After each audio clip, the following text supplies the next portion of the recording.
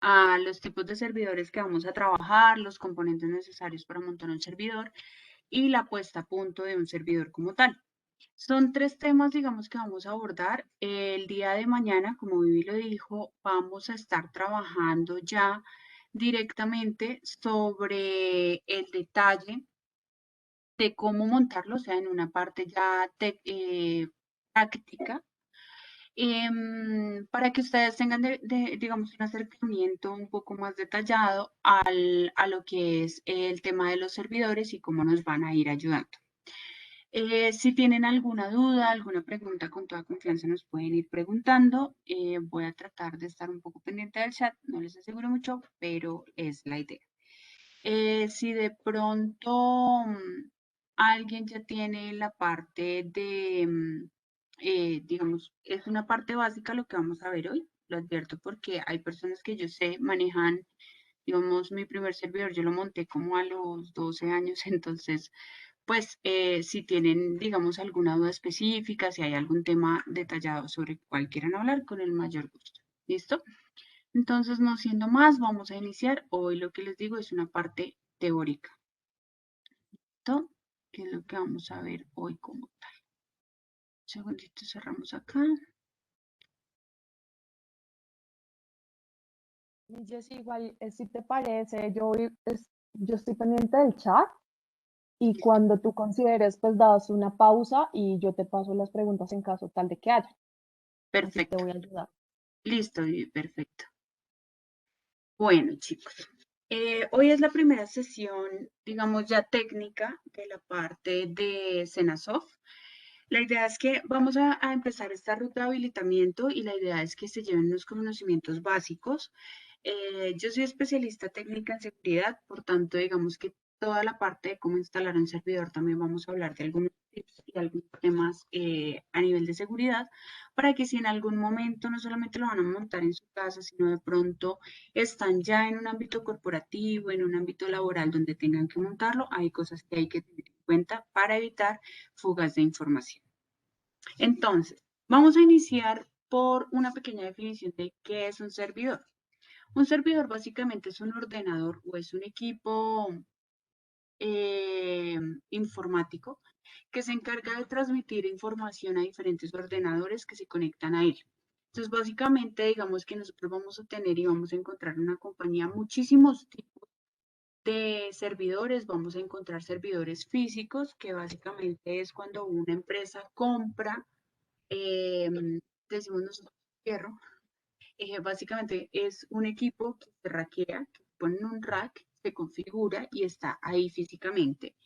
Vamos a encontrar unos servidores que están virtualizados, donde básicamente lo que se hace es tener un espacio, sea en la nube, sea en la parte de la red, sea en un servidor, y digamos que se hace una división de servidores donde podemos trabajar diferentes cosas. Entonces, digamos que ya ahorita también vamos a encontrar algunos servidores containerizados, algunos en la nube. Ya digamos que hay muchísimas más opciones para estas maniobras de información.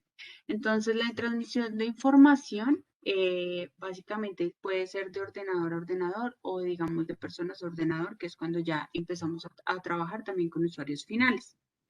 Vamos a tener diferentes tipos de servidores. Ustedes se van a encontrar con muchísimos tipos de servidores y todos estos servidores, al igual que digamos algunos equipos específicos, van a ser parte de lo que se llama data privacy o data privada que van a encontrar en las empresas. Entonces, básicamente aquí es donde nosotros empezamos a hablar de cómo proteger esa información privada, esa información que a una compañía le llega a doler muchísimo y le llega a impactar muchísimo su operación. Entonces, el primero y el más común que nos vamos a encontrar es un servidor de correo. Algunas empresas aún mantienen servidores de correo. Hay empresas que ustedes van a llegar y tienen, digamos, el correo como servicio. Entonces, voy a nombrar un poquito el detalle de cada uno para que ustedes vayan contextualizando un poquito de qué estamos hablando. Entonces, cuando nosotros hablamos de un servidor de correo, básicamente es una especie de oficina que hace el almacenamiento, la recepción, el envío y permite diferentes operaciones que tienen que ver con el correo de las personas. Entonces, digamos que cuando ustedes llegan a una empresa o digamos dentro del SENA, ustedes tienen un servidor de correo y en ese correo que se va a guardar las direcciones, todo lo que ustedes están enviando, archivos y demás. Entonces, digamos que acá lo que se hace es programarlos para que estos puedan tener los requisitos que la empresa necesita y asimismo se puedan recibir y enviar información. En esta parte de los servidores de correo nosotros vamos a encontrar unas clases de servidores de correo. Van a encontrar el servidor de correo POP3, que básicamente lo que hace es retener los correos recibidos hasta que el usuario los abre. Entonces, por ejemplo, si yo le mando un correo a Viviana, mi correo va a estar en POP3 hasta que Viviana abra su correo y el adjunto que va. ¿Sí? Entonces, digamos que ahí ya cuando está enviado y demás, pues ya se espera esa que abra digamos que es un tránsito pasajero, por decirlo de alguna manera. Van a encontrar el servidor de correo IMAP, que básicamente lo que hace es que permite una interacción con un correo electrónico como tal, pero no lo descarga en el equipo. Entonces, es ahí, por ejemplo, cuando ustedes abren un adjunto y ese adjunto no se descarga en el correo hasta que ustedes le den la orden. ¿Listo? Entonces, digamos que acá es donde este IMAP, el servidor de correo IMAP, es el que permite que ustedes tengan una vista previa de los adjuntos o de lo que a ustedes les llega, etc. ¿Listo? Tenemos también el servidor de correo SMTP, que básicamente lo que hace es hace la administración de los correos salientes. Entonces, esto lo que hace es combinar la parte del POP3 y el IMAP como tal. Digamos que es como el más completo y es el que se utiliza en la mayoría de las ocasiones. Estos son, digamos, como los más comunes. Hay otras variedades que ustedes van a encontrar, pero en el mercado básicamente lo que ustedes van a encontrar es esto. Y digamos que es parte de lo que nosotros trabajamos. Un tema cuando nosotros hablamos de servidor de correo. En muchas empresas a ustedes les va a aparecer, o muchas empresas tienen por políticas, por ejemplo, que cuando les dan el acceso a sus usuarios desde el celular, no puedan descargar ciertos adjuntos del correo que les llega o no puedan llegar a manipular cierta información o puedan, digamos, hacerle resend a estos adjuntos o a estos correos corporativos. Eso se hace básicamente por protección de la información de la empresa. ¿Listo?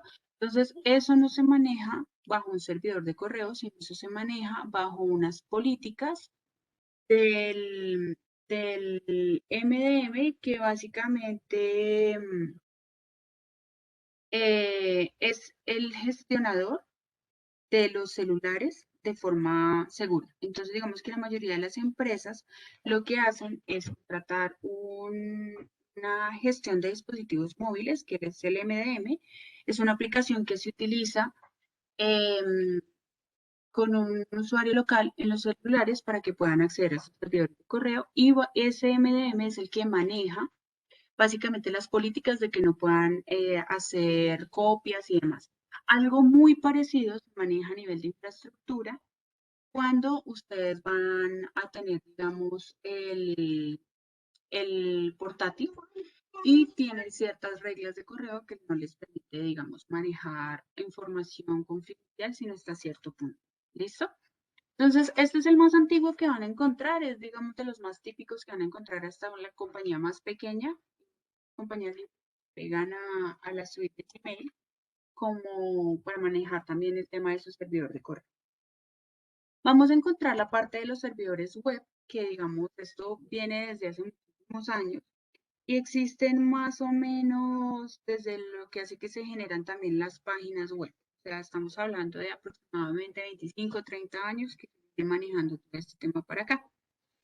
¿Qué pasa? Cuando ustedes acceden a una página web, básicamente esa página web tiene anclado o atado un servidor web. Entonces, básicamente lo que hace, el objetivo de este servidor es guardar la información en el formato HTML, que es donde están los. Entonces, ¿qué incluye, digamos, qué información guarda este servidor? Incluye texto, imágenes, videos, datos, la data, por ejemplo, de los usuarios finales, se tiene toda la parte, digamos, de visualización y demás. Estoy usando la misma diapositiva. Digamos que estamos hablando servidor por servidor, entonces estamos bajo la misma. Básicamente, los servidores web también pueden ser y van a encontrar ustedes, así como hay subtipos de servidores de correo, también van a encontrar subtipos de servidores web. Entonces, vamos a encontrar servidores web como es Apache, como es Microsoft, como es un Java, como es un LikeTP. Entonces, básicamente, el que más se van a encontrar y el que más, digamos, van a trabajar y van a escuchar en el ámbito tecnológico es el Apache, que básicamente es una multiplataforma que ya tiene una parte de seguridad habilitada, entonces digamos que ya él viene por defecto y se le instala, digamos, la aplicación o el software que la empresa necesite o que ustedes necesiten, porque estos servidores web, digamos, muchos desarrolladores también los generan para tener dentro de sus casas y pues proteger su información y demás. Vemos que ahí le hacen diferentes particiones. Vamos a tener un Microsoft IS que básicamente funciona solamente para sistemas Windows y permite convertir un portátil en un servidor. Entonces, básicamente, denme un segundo, están haciendo acá comentarios. No se preocupen, o sea, yo estoy nombrando mucha información, como lo dice Juan, que es relevante para ustedes. Perdón, Luis. Básicamente lo que vamos a hacer, vamos acá, estamos hablando a grandes rasgos de todo. Al final, digamos, mañana, yo les hago llegar unas diapositivas donde está todo el detalle de esto. No se afanen. Digamos que acá es más como para conversarlo, para que ustedes se lleven algunos tips y ya la información detallada con todas las definiciones que estoy haciendo, se las hago llegar mañana. Digamos que es más también para que no se detengan tanto a leer la diapositiva, sino que también presten atención a lo que estamos hablando. Entonces, no se afanen por esto, igual está grabada, sino que esta información yo se las hago llegar. No se afanen por eso. Entonces, bueno, les hablaba del servidor web como para Microsoft. Básicamente tienen que tener en cuenta que ustedes van a tener diferentes tipos de servidores. Hay unos en los que ustedes van a utilizar Windows, hay otros que se van a utilizar en Linux. Entonces, asimismo, digamos que van a empezar a manejar el detalle y van a empezar a manejar ya sobre la marcha. Digamos que esto también vamos a hablar un poquito mañana. Vamos a trabajar todo este tema. Entonces, vamos a hablar también sobre los servidores web. Tenemos un Java System Web Server, que básicamente es un servidor de código abierto. Entonces, acá digamos que son servidores que se utilizan cuando se manejan tecnologías PHP o JSP. ¿Listo? Tenemos otro, el último del que vamos a hablar en los servidores web es un LikeTP, que es básicamente un entorno de servidor que se utiliza cuando se necesita agilizar procesos. Entonces, digamos que este solamente está como para darle mayor rapidez a la carga de la página web o de la aplicación, etc. ¿Listo? Entonces, todos estos servidores web que hemos hablado se pueden interconectar. Ustedes pueden configurar un Apache, un Microsoft, un Java, un LikeTP y básicamente acá pueden empezar a trabajar y, digamos, a detallar el tipo de protocolo con el que se van a hablar entre ellos. Digamos que cuando ustedes conectan los servidores a la red, básicamente estos van a empezar a como interactuar entre ellos. Entonces ustedes pueden tener una aplicación web que puede interactuar con el correo, con una base de datos, servidor cloud, etc. Entonces, todo esto, toda esa interconexión o todo ese, digamos, lenguaje que ellos hablan, se utiliza mediante el protocolo HTTP, para que lo tengan presente. Vamos a hablar ahora una parte de los servidores de bases de datos y acá me voy a detener un segundo para hacerles una acotación. Cuando nosotros hablamos de los servidores de bases de datos, los servidores de bases de datos y los servidores de archivos son los servidores más sensibles que puede tener una compañía y son los servidores que más se deben proteger. Cuando ustedes escuchen hablar que una compañía fue afectada, por ejemplo, por un ransomware, para las personas que no conocen, ransomware básicamente es un tipo de ataque cibernético donde un ciberatacante ingresa, ¿sí? Y empieza a capturar información, digamos que hace un secuestro del servidor. Cuando él hace un secuestro, básicamente lo que hace es encriptar la información que se tiene, ¿sí? Encapsularla y generar digamos, como una salida de ese servidor de la infraestructura. Lo que hacen es cobrar por medio de criptomonedas el rescate de esa información. Entonces, si se dan cuenta, para una compañía, digamos que, no sé, pongamos un ejemplo, un banco, si un banco le capturan un servidor de la base de datos de sus clientes, pues esto le puede impactar terriblemente su operación. Entonces, obviamente que acá los ciberatacantes saben que sí van a tener que pagar, entonces por eso digamos que es muy importante que cuando ustedes configuren o hablen de un servidor de bases de datos, configuren muy bien la seguridad de este servidor. ¿Listo? Entonces, los servidores de bases de datos se enfocan, o digamos su particularidad, es almacenar muchísima información y generar diferentes interacciones de datos uno por uno. Entonces, digamos que acá, ustedes en las bases de datos van a encontrar diferentes tablas, digamos que acá se guarda, hay diferentes formas. Hay bases de datos que ustedes van a encontrar que tienen tablas ingresadas. Una de las prácticas de seguridad es, por ejemplo, encriptar las tablas que se están manejando dentro de esa base de datos. Otra parte es, por ejemplo, hacer una doble configuración de seguridad para el ingreso. Hacer eh, ¿cómo se llama esto? Bueno, una copia de seguridad que siempre se debe tener, un repositorio. Y también, digamos que estas bases de datos son capaces de hacer un análisis y una manipulación de los datos que están alojando. Entonces, ustedes van a escuchar diferentes tipos de datos que se manejan. ¿Como cuáles? No es lo mismo que ustedes hablen de una base de datos, por ejemplo, de un área financiera, ¿sí? Que guarda, no sé, los números de las cuentas en las cuales consignan la nómina. Claro. A una base de datos que tiene, por ejemplo, atado el servidor de correo. Son completamente diferentes y manejan una información diferente. ¿Qué información es más sensible? Las dos. Porque para una compañía, tanto la información de sus empleados como la información de sus clientes es una información sensible. ¿Listo? Entonces, cuando nosotros hablamos de servidores de bases de datos, digamos que las bases de datos se pueden configurar como para guardar información de usuarios, datos de la compañía y demás, o se puede utilizar también como un servidor de archivos. Entonces, básicamente, ¿qué pasa? Y les explico un poquito acá para que tengan un contexto y una buena práctica cuando estén en un ámbito laboral. Cuando ustedes ingresan a una compañía, les dan un curso de seguridad o les dan algunas pautas de seguridad. Una de esas pautas de seguridad que les dan es, por ejemplo, que cuando ustedes les entregan su portátil, los USBs, los puertos USBs están deshabilitados.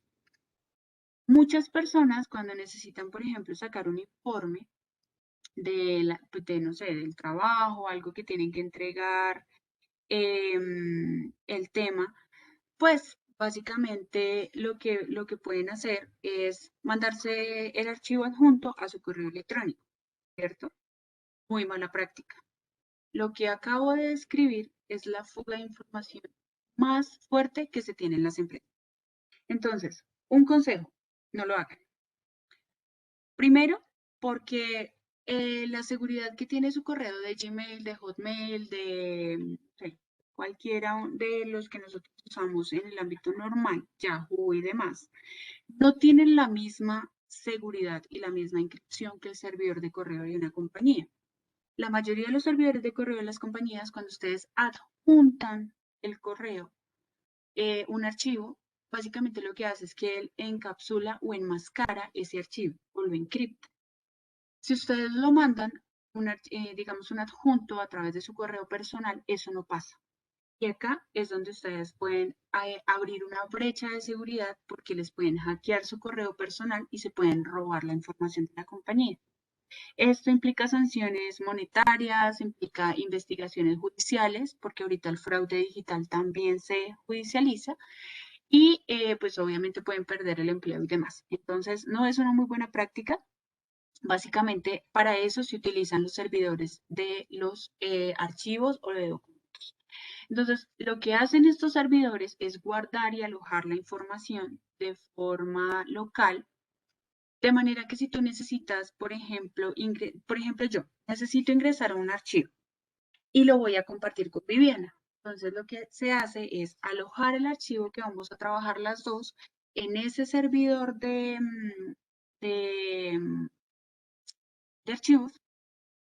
Y básicamente, digamos, las dos podemos hacer interacción, pero la información que tiene ese archivo está protegida dentro de ese servidor.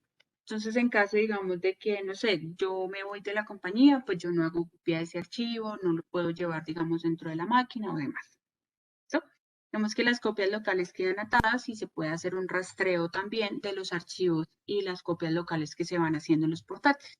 Entonces, es una, digamos, una de las formas en las cuales las empresas protegen las bases de datos y los servidores de archivos.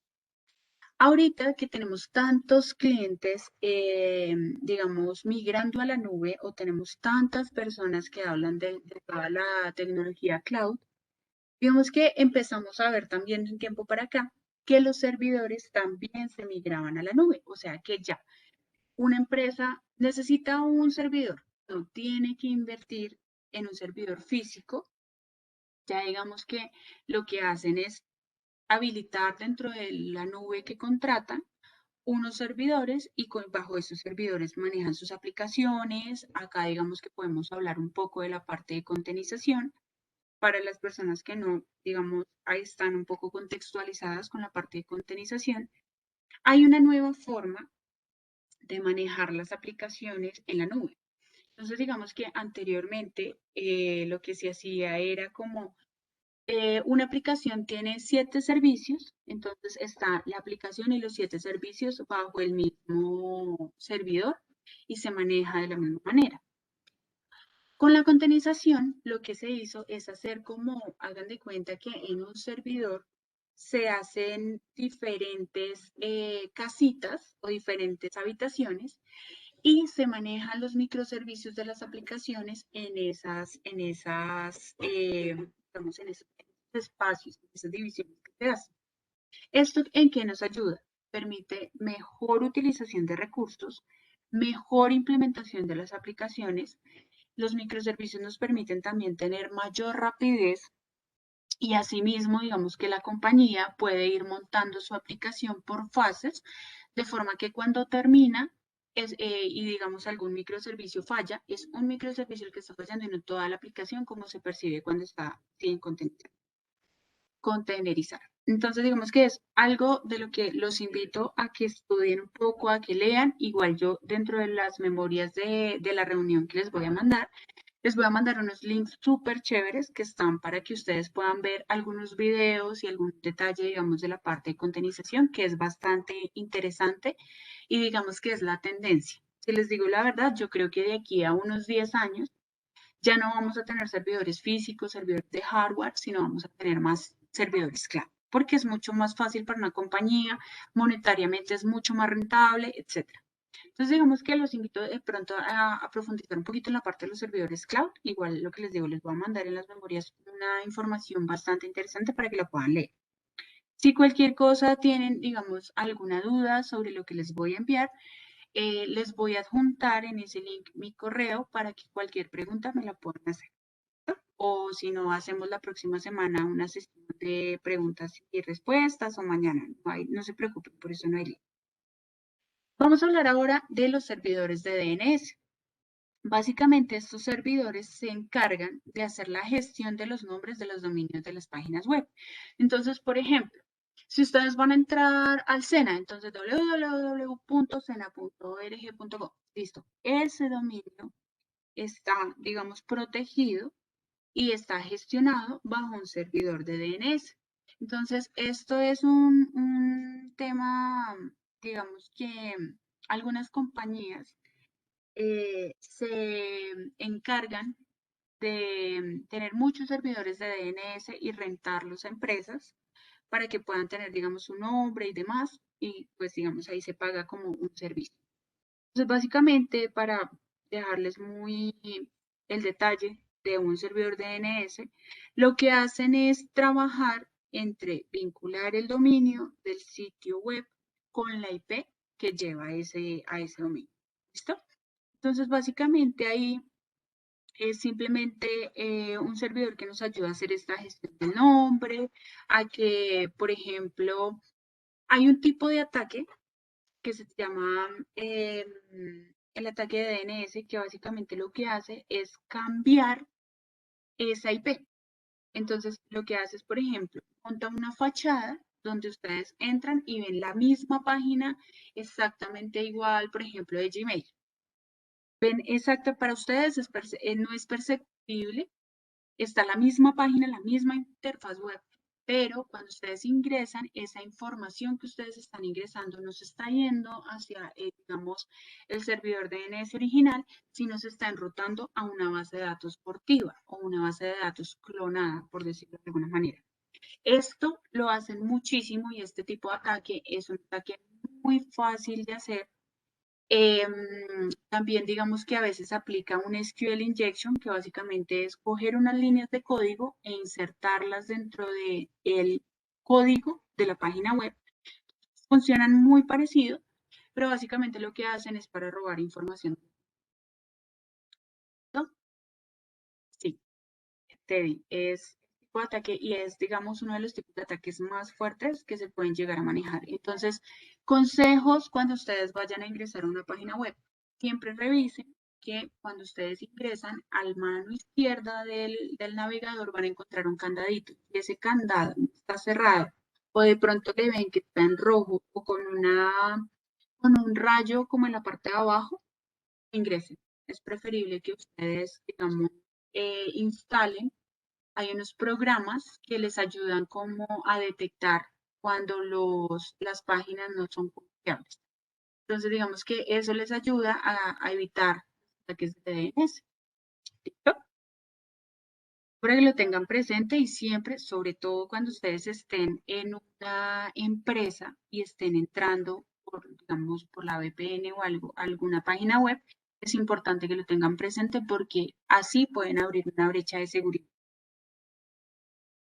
Tenemos los servidores de Telnet, que básicamente está utilizado para telecomunicaciones, es un protocolo de red que lo que hace es gestionar el envío, la recepción de los datos que manejan los usuarios como tal. Entonces, digamos que acá esto está un poco más involucrado con la parte de telefonía. Ya ahorita, la verdad, también en la virtualidad se bajó bastante, pero pues chévere que lo conozcan porque también digamos que en algunas compañías lo van a estar trabajando. Esto digamos que al servidor de Telnet es como cuando ustedes tienen su teléfono corporativo, normalmente tiene para que les graben mensajes de voz, tiene una contestadora, etc. Por ejemplo, cuando ustedes llaman a gestionar como un cambio de contraseña o algo por el estilo, este servidor Telnet lo que hace es tener esas autorrespuestas, etcétera. ¿Listo? Entonces, digamos que ahí van a encontrar un poco más este tipo de cosas y este tipo de, de actividades.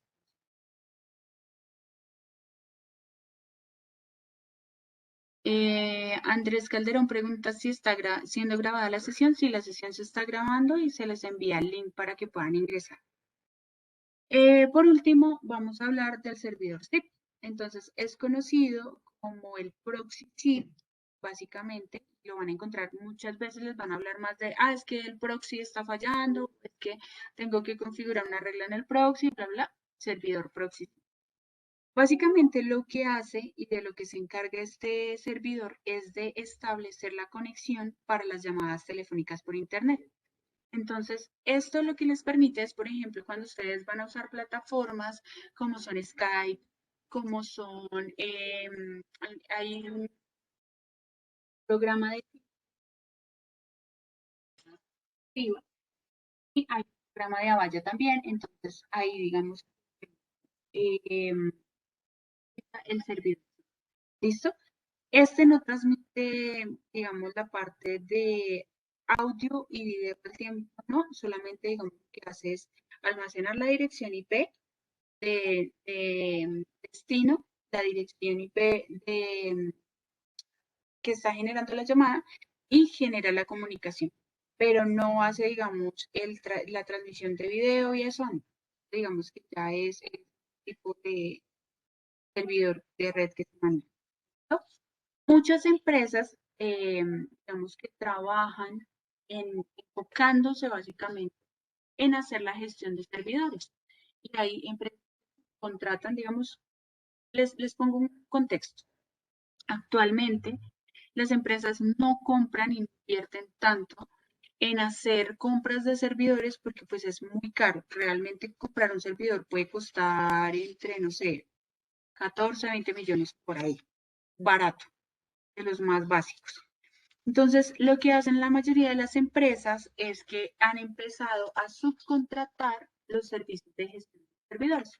Entonces, o lo hacen en la nube o lo hacen de forma física, pero entonces lo hacen, digamos, contratar una empresa y que ellos me gestionen todas las bases de datos y demás. Entonces, ellos me tienen que garantizar la parte de seguridad, ellos me tienen que garantizar todo el detalle del servidor y yo simplemente lo utilizo. Me dan un acceso y yo, digamos, ahí monto mis aplicaciones y demás. Entonces, digamos que estos mismos tipos de servidores los van a encontrar, pero ya no los van a encontrar en un rack, sino ya digamos que se gestionan en la nube. ¿Listo? Vamos a hablar un poquito de los componentes necesarios para montar un servidor. Voy a tratar de ser muy puntual en esto para poder pasar a la siguiente diapositiva y con eso ya quedamos listos para la sesión de mañana. Los componentes necesarios para montar un servidor y lo mismo que tiene una compañía en el momento, digamos lo que les hablaba del tema que ya no invierten, son los componentes de hardware lo que más encarece un servidor. Entonces, digamos que como mínimo se necesita pues la conexión de un router a internet, un ordenador que haga las veces de un servidor web, un cableado de red. Normalmente se utiliza el RJ45 para conectar el router a nuestro servidor. Y lo que hacemos es, digamos, se aconseja y la mayoría de las empresas lo mantienen dentro de un rack porque estos componentes de hardware, al ser tan robustos, necesitan una ventilación especial. Asimismo, digamos que se maneja toda la parte del repositorio de información y demás. Entonces, esta parte, digamos que de los servidores, también por la sensibilidad de información que tienen, siempre se manejan en los data centers. ¿Listo? Vamos a tener los componentes de software, entonces, lo que hablábamos, vamos a tener diferentes sistemas operativos que podemos llegar a manejar y esto depende también, va a depender muchísimo de la aplicación o de la información que ustedes le vayan a montar. Entonces, vamos a tener sistemas operativos Windows o Linux, vamos a tener programas de servidores como podría ser Apache Server, podemos tener también, digamos, la creación y edición de páginas web, como son, por ejemplo, Dreamweaver, que es pago, Joomla, que creo que lo conocen, y WordPress, que son un poco más gratuitos. Digamos que estos también los vamos a necesitar. Hay muchas empresas que tienen, digamos, programas diferentes a Dreamweaver que trabajan y, digamos, ellos contratan, porque son, digamos, a nivel de seguridad un poco mejores. La diferencia, y para que lo tengan presente cuando vayan a hacer sus aplicaciones o cuando vayan a hacer montaje de un servidor, cuando ustedes montan Homeline WordPress, ustedes habilitan la opción de que la información que ustedes están montando y van a trabajar ahí, también ellos la puedan trabajar. Entonces, digamos que a nivel de seguridad, pues es un poco más aconsejable invertir que utilizar uno gratuito. Pero para, digamos, aprender y demás, yo también lo sé usar. Bueno, vamos a hablar un poquito de lo que vamos a ver mañana. Vamos a hablar un poco de lo que es la puesta a punto de un servidor. Antes de empezar con esto, espero no haya sido, traté de ser, digamos, de introducirlos un poco a todo lo que son los servidores, a qué es un servidor. Muchas veces, digamos que me gusta hacer este tipo de charlas desde ceros para que todas las personas cuando lleguen a la parte técnica estén con la misma información y estén en el mismo nivel, para que cuando hablemos de la parte, digamos, casi siempre que se hace en los laboratorios se maneja una jerga un poco más técnica, entonces como para que no les sea desconocido si les hablo de un DNS, si les hablo de una IP fija, una IP dinámica, un firewall, sino que ya digamos que estemos todos contextualizados con lo que vamos a trabajar. ¿Listo? Entonces, cuando nosotros hablamos de una instalación, nosotros tenemos que empezar a generar diferentes actividades y asimismo, digamos que llevarlo a lo que nosotros llamamos una puesta a punto. La puesta a punto básicamente es el momento en el que ustedes dicen, ya aquí yo puedo montar mi aplicación, mi software, lo que yo necesito montar dentro del servidor. Entonces, digamos que si en algún momento de sus vidas le dicen es que necesito que me pongas el servidor en puesta a punto, es que tienes que configurarle su sistema operativo, tienes que configurar sus puertos y demás para que la persona que te está pidiendo el servidor pues ya pueda, digamos, empezar a trabajar. ¿Listo? Entonces, digamos, no es complicado, no vean esto como un monstruo grandísimo que no vamos a poder trabajar, ¿no? La verdad es bastante sencillo. Básicamente lo que vamos a ver es primero en qué ordenador o qué vamos a usar para instalar el servidor. Entonces acá tenemos dos opciones. Digamos, podemos tener un ámbito virtual, podemos tener un portátil que puede servir como servidor o podemos tener un servidor físico o en la nube. ¿Listo? Pues básicamente que tenemos que saber y que hacer momento en el que vamos a instalar el servidor. La persona que les pida el servidor, porque son ustedes los que van a instalarlo, definir el tipo de carga que le van a poner a ese servidor. ¿Por qué? Porque no es lo mismo que ustedes carguen una página web simple con que tenga, digamos, dos microservicios, tres microservicios o tres actividades que se estén manejando en paralelo o un API, a tener digamos, una página web que tenga contenido multimedia. Es una variedad, es una variación bastante amplia y digamos que ahí es una diferencia grande. Entonces, lo primero, y si en algún momento ustedes les dicen, es que necesito que me pongas, necesito que me habilites un servidor. Ok, ¿qué tipo de carga vas a manejar en ese servidor? Con base en eso, ustedes también saben qué prerequisitos van a tener que habilitar en ese ordenador. Entonces, digamos que lo primero es eso. La idea es que acá también vamos a contemplar el tema de los procesadores. La mayoría de los servidores que son más potentes manejan de 4 a 8 procesadores. Cuando son aplicaciones sencillas no se necesita tanto. Vamos a necesitar, digamos acá también la parte de los discos duros, la memoria RAM. Si necesitamos, digamos, procesadores Core, ¿cuántos núcleos va a tener? Vamos a tener también toda la parte del disco, si es un disco SATA, si es un de estado sólido, etcétera. Entonces, acá digamos que cuando ustedes dicen en qué ordenador voy a instalar, también tienen que ver qué voy a instalar en ese servidor. Entonces, por ejemplo, cuando un analista de infraestructura, que son básicamente las personas que manejan todo el detalle la infraestructura, cómo se maneja y cómo se aprovisiona. Los analistas de infraestructura y los analistas de data center tienen la responsabilidad de definir la cantidad, digamos, la carga que puede llegar a tener un servidor. Entonces, cuando una compañía necesita comprar servidores, les piden a ellos que hagan el detalle de los requisitos que necesitan. Entonces ahí es donde se entra a hablar de cuántos procesadores va a tener el servidor. Obviamente, entre más procesadores, más memoria RAM, más núcleos tenga, pues más caro va a ser. Entonces, para que tengan presente, digamos, esos parámetros cuando van a definir el ordenador en el que se va a instalar. Sistema operativo. La elección del sistema operativo, digamos que podemos irnos por Windows, por Linux o por Unix. Son los 3 sistemas operativos, de ahí no se van a salir, de que vamos a trabajar. Esos son los más, digamos, populares que se van a encontrar. Pero básicamente ustedes van a encontrar 2 tipos de servidores cuando van a definir el sistema operativo. Van a encontrar un servidor profesional o van a encontrar un servidor que llamamos de pruebas o decente, que básicamente son los que se utilizan como para correr algo, pero no para ponerlo en producción. ¿Listo? Entonces, cuando son algunos servidores, digamos, de pruebas, muchas veces se utilizan Linux, Windows, XP o Windows.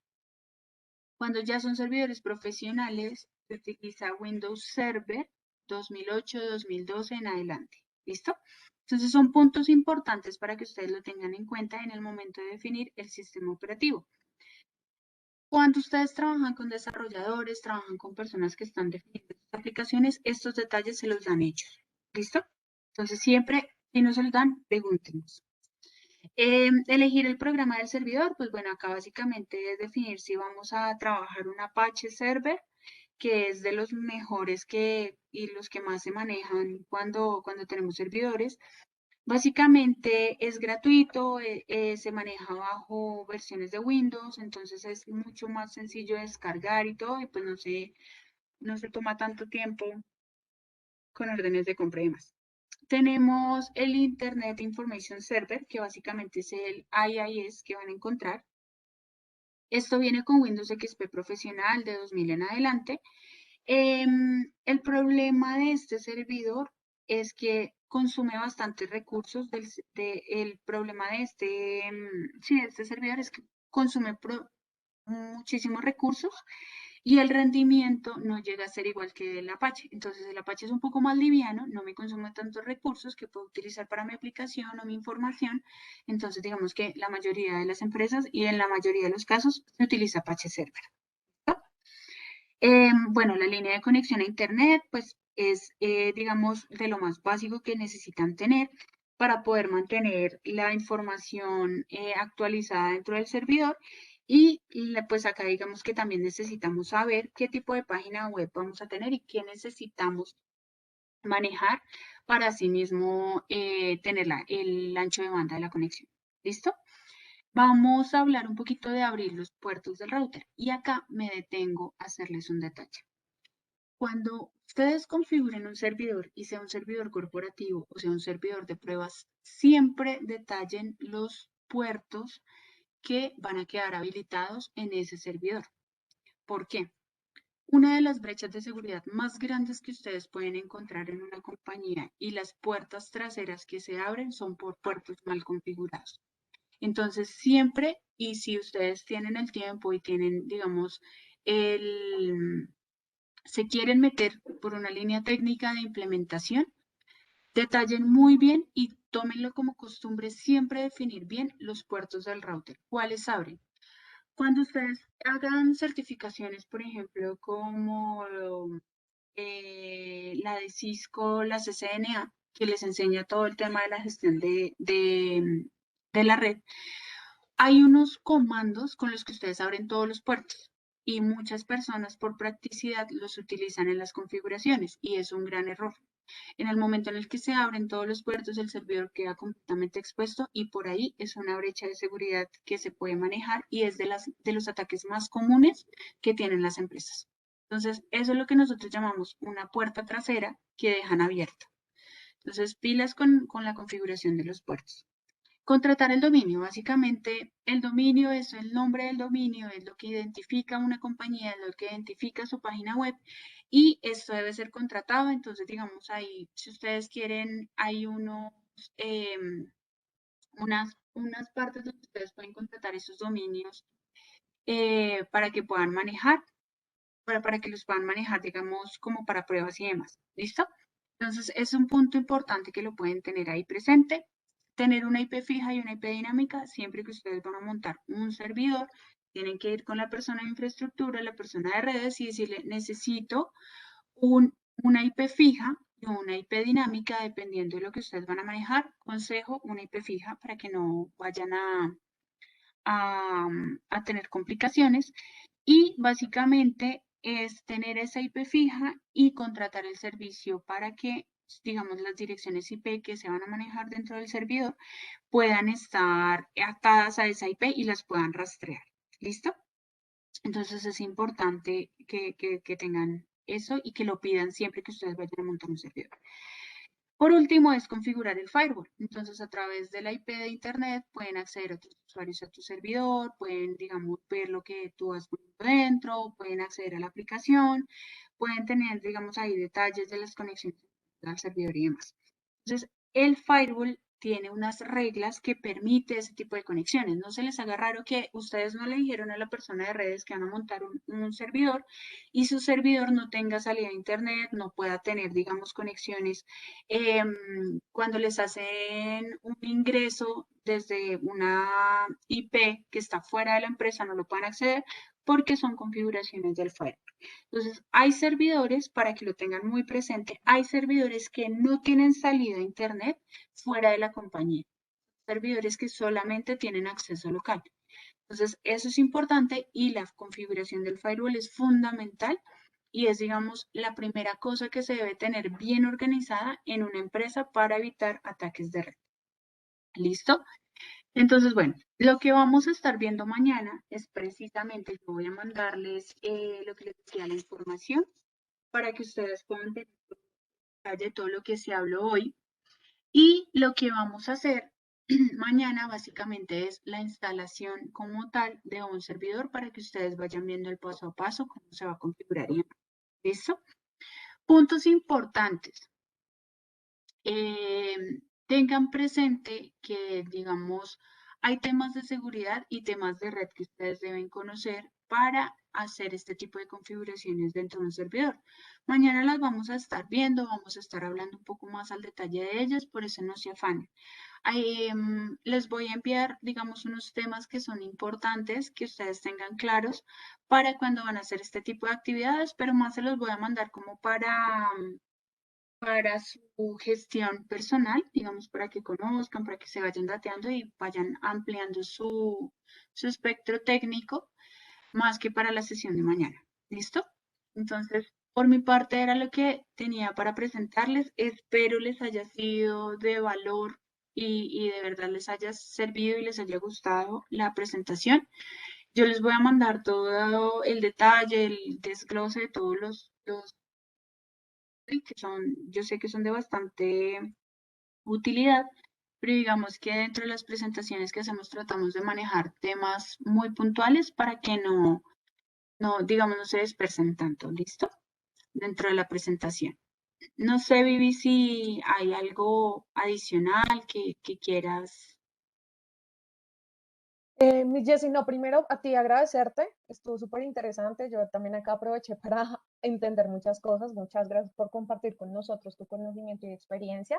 Por otro lado, les recomiendo que lean también el histórico del chat, ahí hemos puesto varias veces que la información, tanto grabaciones como el material que Jessy les va a compartir, lo vamos a hacer llegar a través de sus líderes de centro. También vi dentro de otras preguntas que hay dudas referentes a la inscripción, pues como sabrán, nosotros estamos acá en representación de IBM, el concurso como tal lo está liderando pues la institución del SENA, pues hace parte de SENASOC. Entonces, cualquier duda referente, por favor, contacten a sus líderes de centro, que ellos también están teniendo comunicación directa con Freddy García, quien es la persona que lidera como tal el evento. Entonces, cualquier cosa con sus líderes de centro, nosotros a través de ellos vamos a hacer llegarles las grabaciones y el material. No siendo más, muchísimas gracias por la participación del día de hoy. Espero que también pues, les haya gustado, que Vivian, haya sido y provechoso para ustedes. Dime. Vivian, qué pena. Hay un compañero ahí, Andrés, un aprendiz que dice que tiene problema en la ruta de IBM, como ingresar y todo eso. Ahí en el historial está para que es contigo, ¿cierto? Te enviaron un correo a ti y solucionan esa situación que le está presentando en particular. Sí, o sea, a ver, dos temas son diferentes. Entonces, uno en la ruta de inscripción o sea, en la inscripción de la ruta de habilitación como tal, eso se hace directamente con el SENA. Si estamos hablando puntualmente de la creación de los accesos de las plataformas de IBM, sí, conmigo. ¿Qué ¿Listo? es eso? Yo creo que es de los accesos de IBM. Sí, Ah, ok. Entonces, sí, por favor, entonces este casito me puede escribir a mi correo, por favor, enviándome el problema que está teniendo.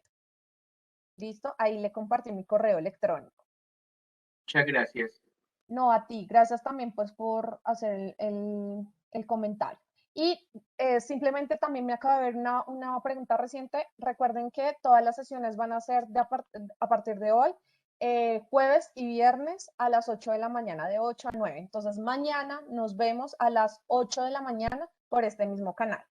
Muchísimas gracias y un abrazo para todos. Que estén Muchas muy bien. gracias, que estén bien.